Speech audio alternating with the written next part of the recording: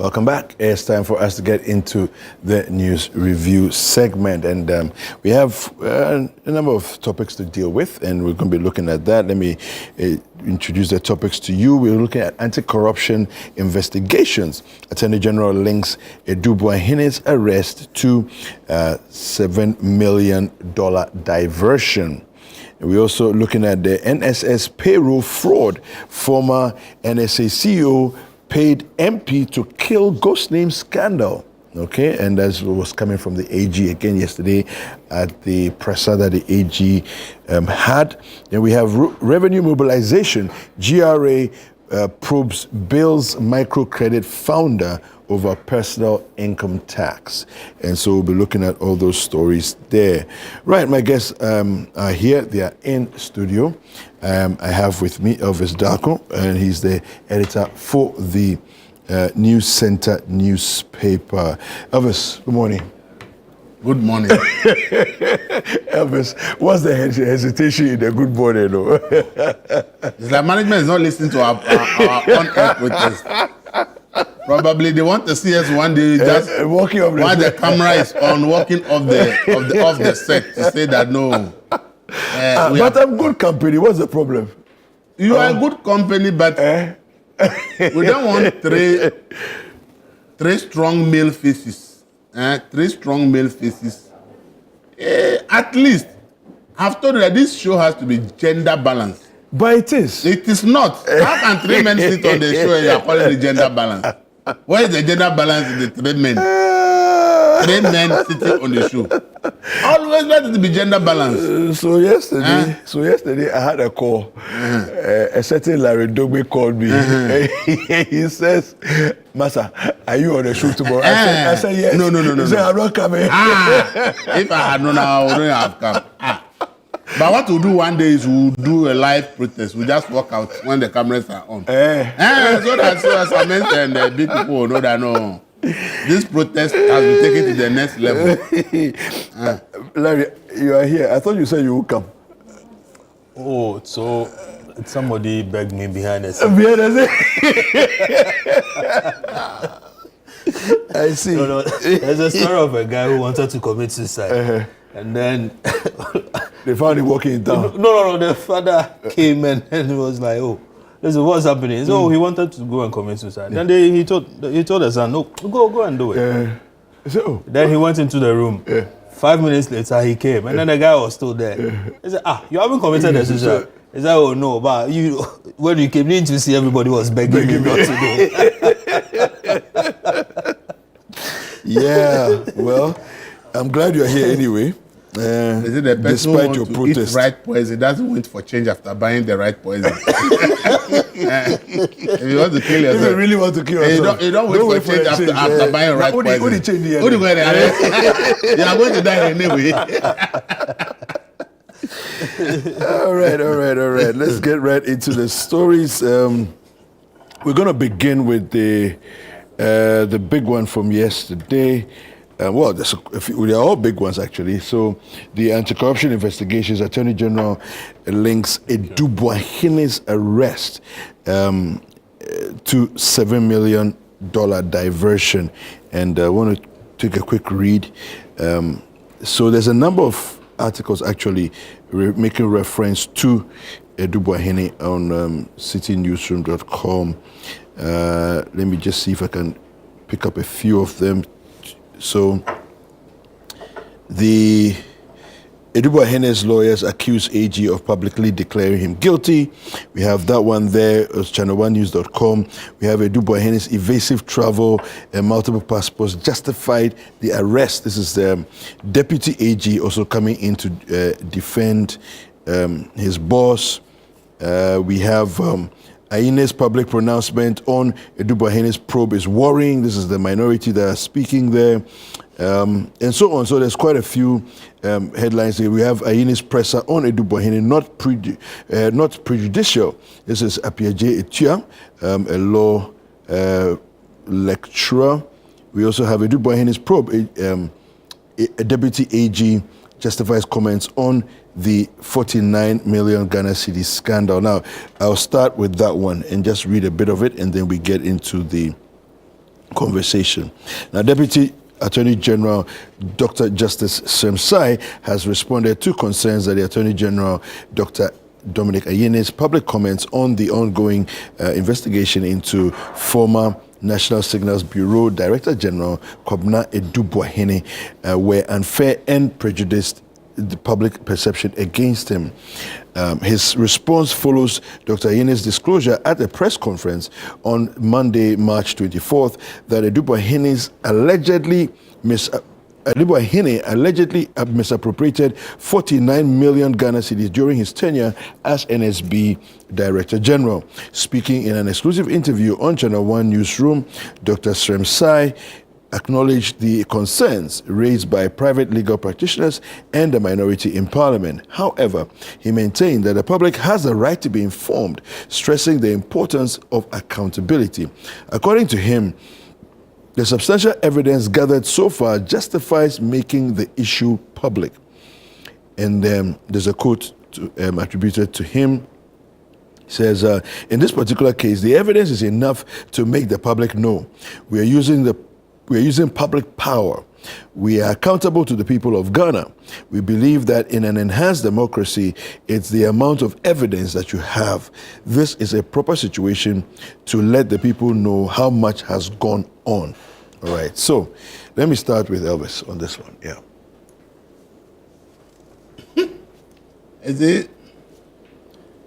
Let me say it that anybody who is alleged to have illegally or wrongfully spent public money for personal use must be made to face the law. And the law must take due course.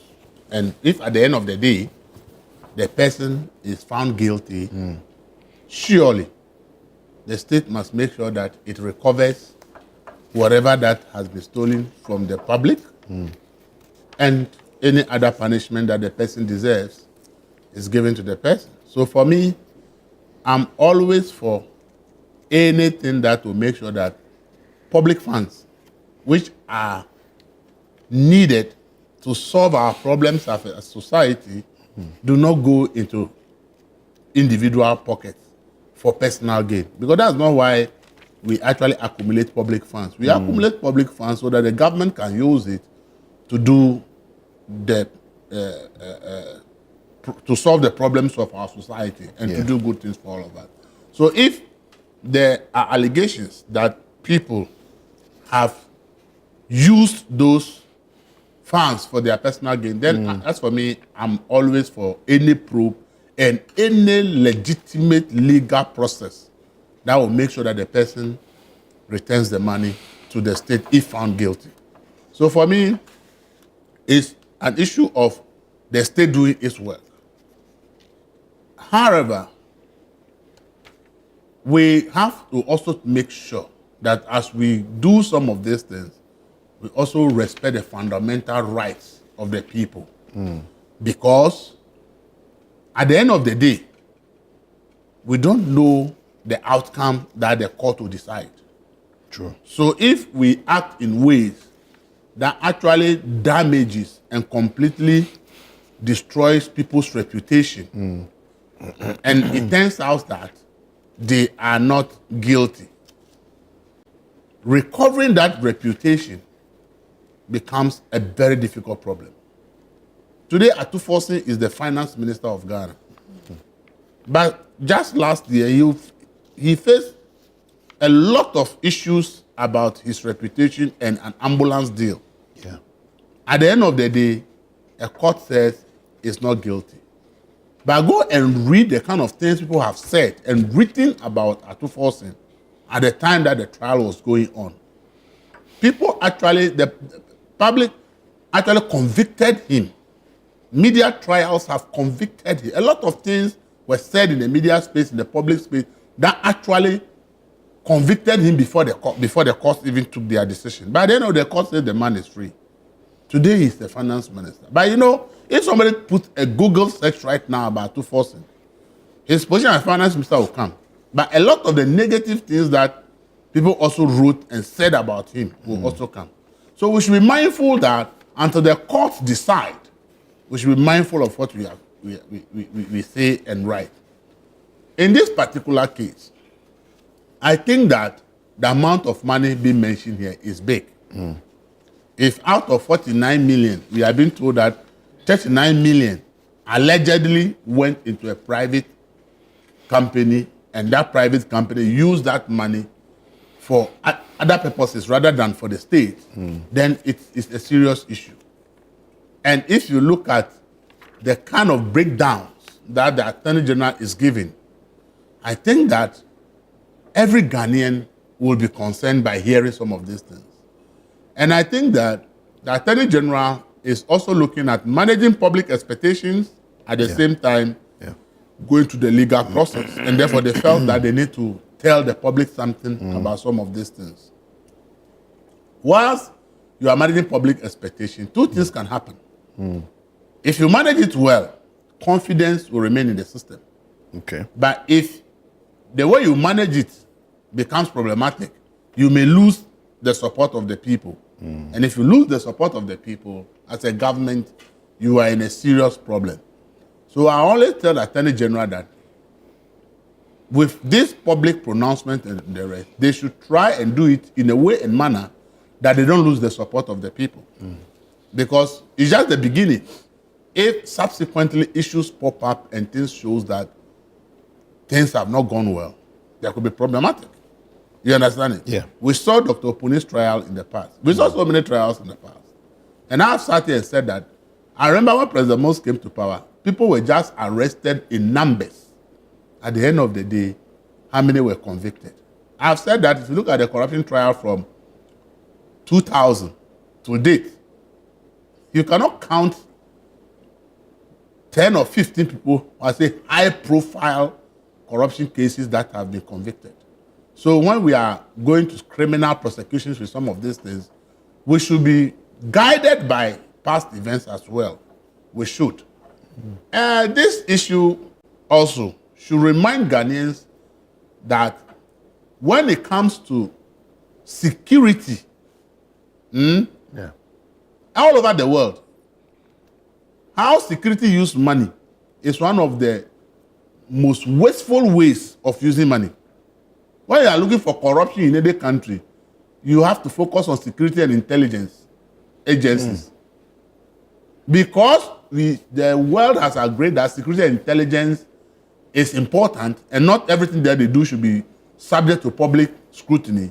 So they end up hiding a lot of things, doing a whole lot of things that at the end of the day waste public money. In Ghana, this case, and I'm like, we as Ghanaians also have to be asking certain questions about our dealings with issues of security and Israeli companies.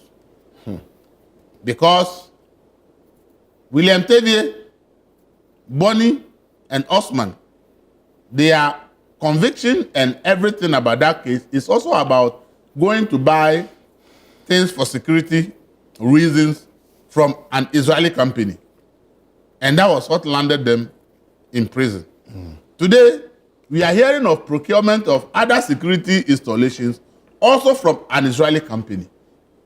I think that we should also be questioning the ethical business dealings of Israeli companies that are engaged into security in this world. Elsewhere, their practices have been questioned because malwares have been sold to countries that can be used to monitor and track down opponents, including journalists that governments think are on their tail.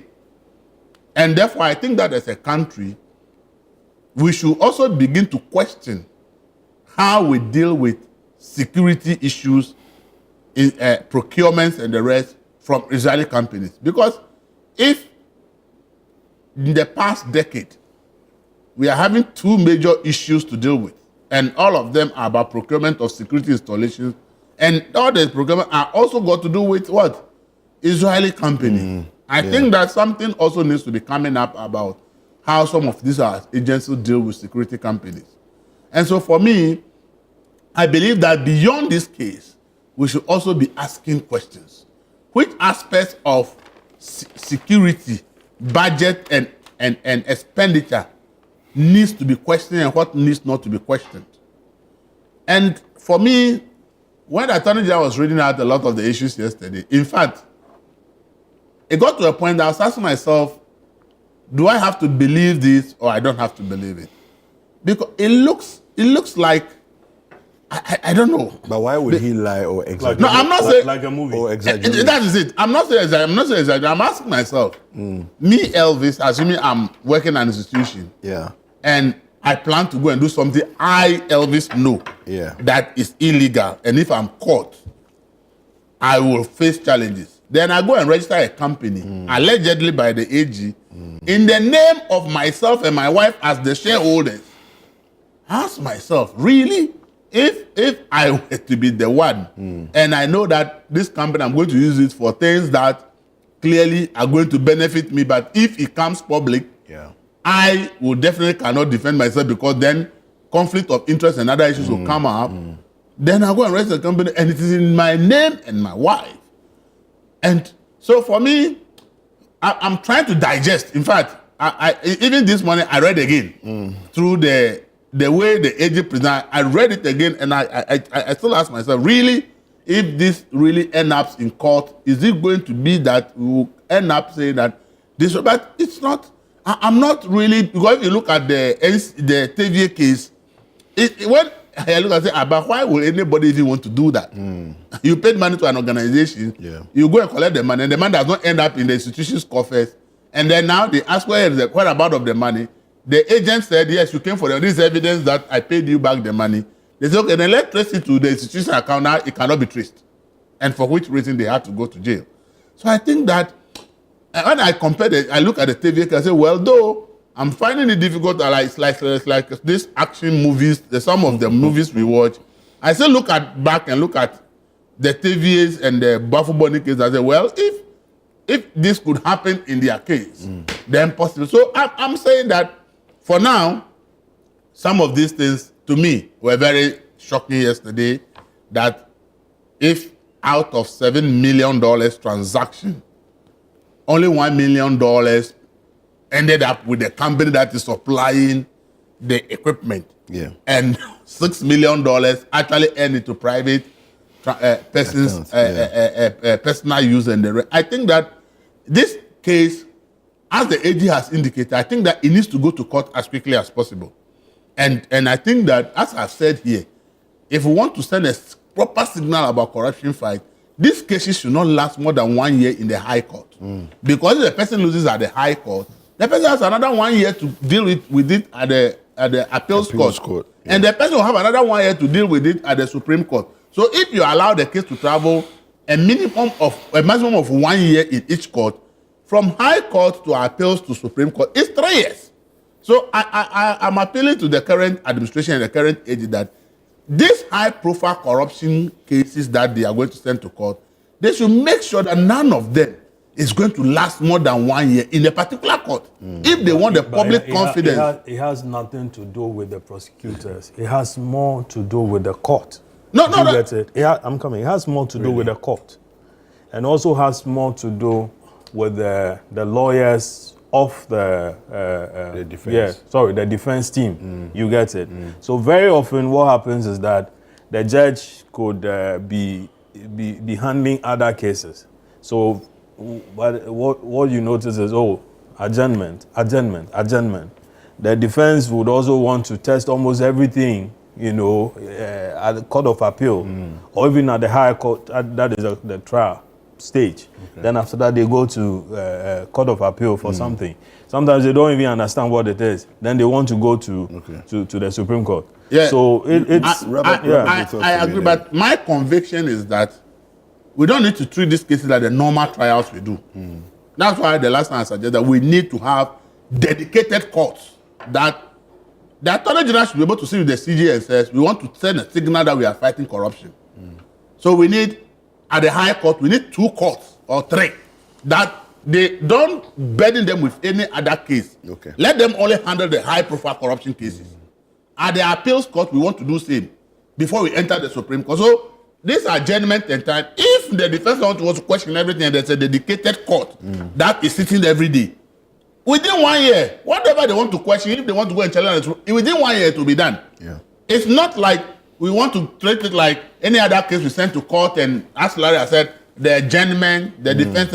If you do it that way, I can tell you that in 1.5 years to 2 years, people will lose confidence in the corruption fight that the government has started. Because in these cases will be traveling in the same court, doing back and forth because it's mixed with all other cases. But if you want to send a signal, then there will be dedicated court for high-profile corruption prosecutions. So this court will sit on daily basis. If the AG thinks that we need more judges, recruit them so that these cases can be dealt with within time. That is the only way we can send some confidence in the system. Okay. But if we do these cases like other normal cases, an adjournment, I'm going to challenge this case at the High Court, I'm going to Supreme Court of Interpretation. All this can be done in 1 year if the case you are sitting on it on a daily basis and it's 1 year trial. Okay. But if you mix it with other cases, then it will take 3 years in the court and still not done. Okay. And the moment you get 3 years, more than 1 year in the court, because this particular government actually has lifted the expectation of Ghanaians in terms of the corruption fight to a higher level because of the oral thing they brought and the rest. And the now briefings that the AG has decided to embark on, you are only whipping up our interest the more. So if you whip up our interest the more in cases, and then the cases now travel beyond a year, 2 years, 3 years in the court, your press conference will continue and nobody will bother you because people will be tired of hearing you because they want to see verdicts. So I'm saying that let's have a dedicated court for high-profile corruption cases. Let this case be dealt with speed. And then the way you want the Ghanaians to back you, it will remain there. But when it delays, I can tell you, with time, people will lose interest in whatever you are doing. All right. Okay. Thank you, Larry. Yeah. Change is good. Change is good. And change is exciting. Okay. It's only a fool who doesn't want to change his mind. Okay. But on this table, I believe we are not fools. And the Ghanaians who voted for change are not fools either. No. You get it? Issues of this nature are the reasons why we need change every now and then.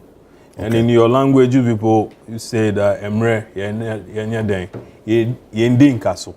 Is that not how you people put it? I've not even heard that one before. Oh, I'm sure you have. Yes, sir. Thank you. What does it even mean? Oh, that you cannot outspend your time. Okay. Okay. And that whatever it is, it comes to an end someday, somehow. Everything has an end. I mean, to a point where, first of all, let me pick it from this point. Ayine is not any other person. No. He's a lawyer. Yeah. Very competent man at that. He's run, a law firm for a long time. He's even taught, lawyers. I'm sure he's been at the law school for some time. Yeah. Also, was it a faculty or the law school proper? The law school. Okay. And so he's one of the competent lawyers you could get in town. He's not reckless. I've dealt with him a few times. He's not reckless. I mean, you can believe in, you can trust his judgment. And for him to hold a press conference and say all the things that he had said, okay, you can believe that, there's a certain level of credibility in whatever it is that he's saying. Having said that, a young man who has been put in charge of an institution like that, okay, and how many years down the lane, I'm sure he was in his 30s when he was entrusted with this responsibility. Okay? That's a Boahene. That is a Boahene.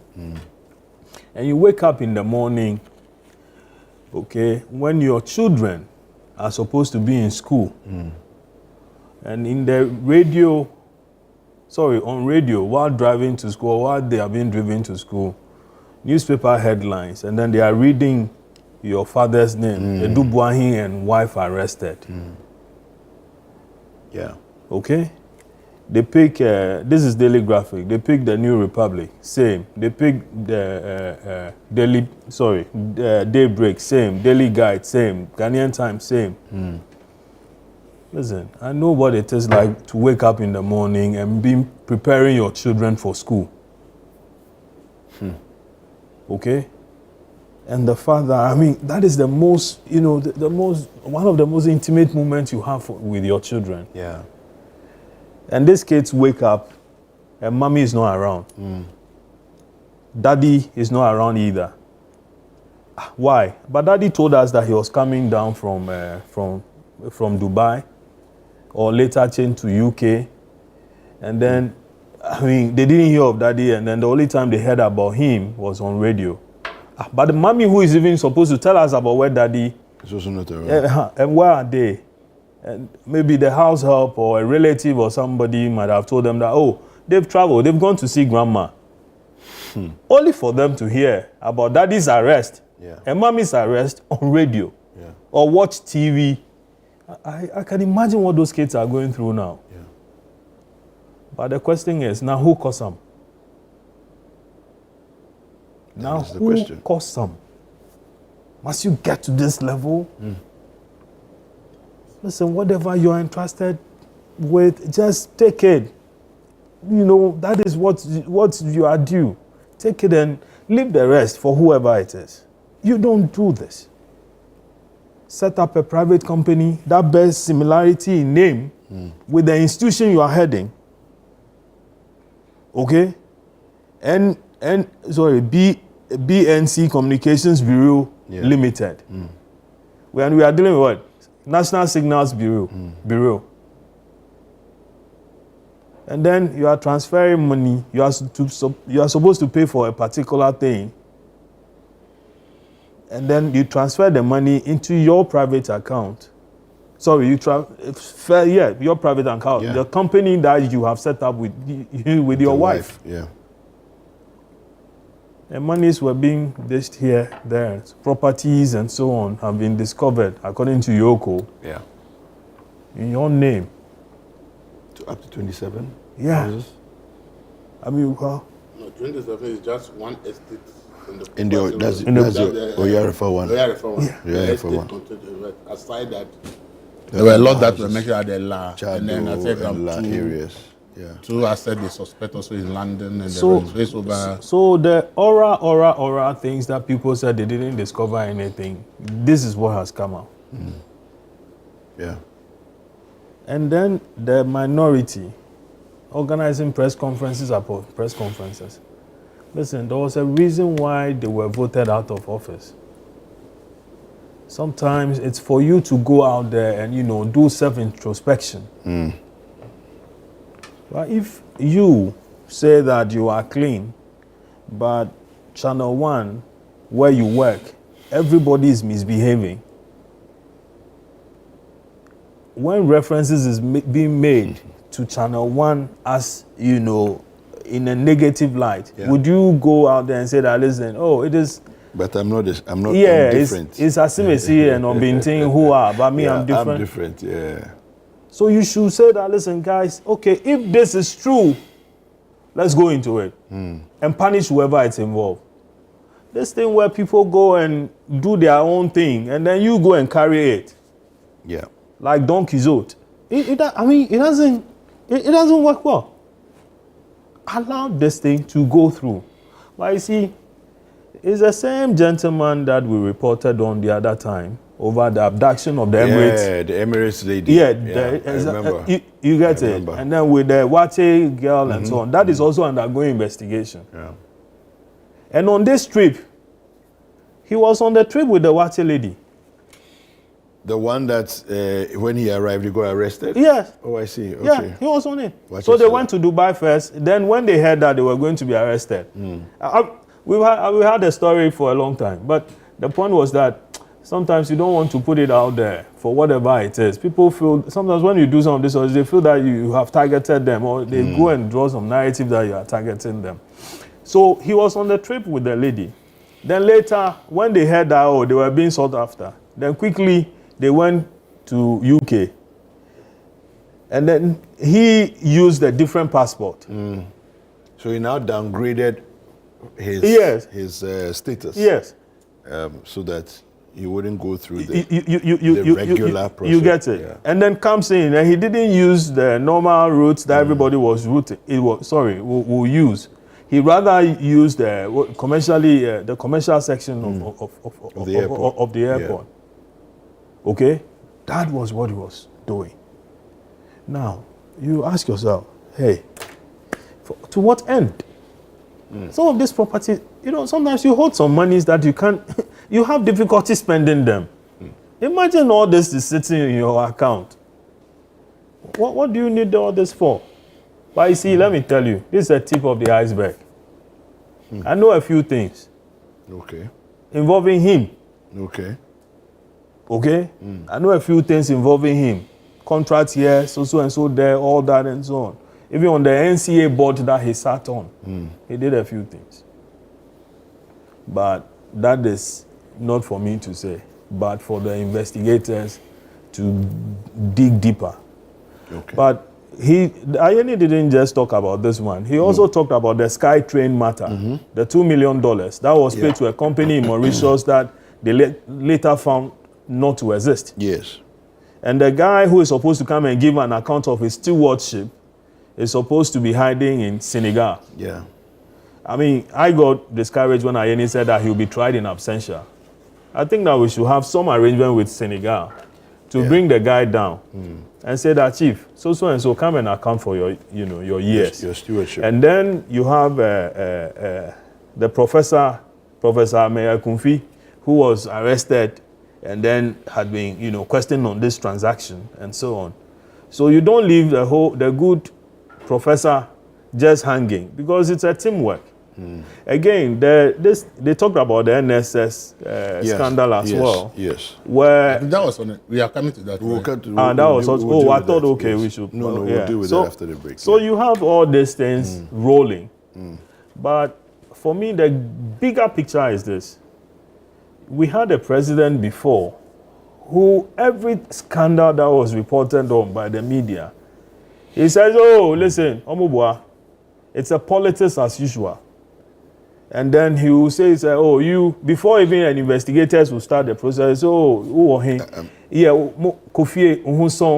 sure your hands are clean. I believe in your integrity and so on and so forth. That is the president we had, for which reason he was named a clearing agent.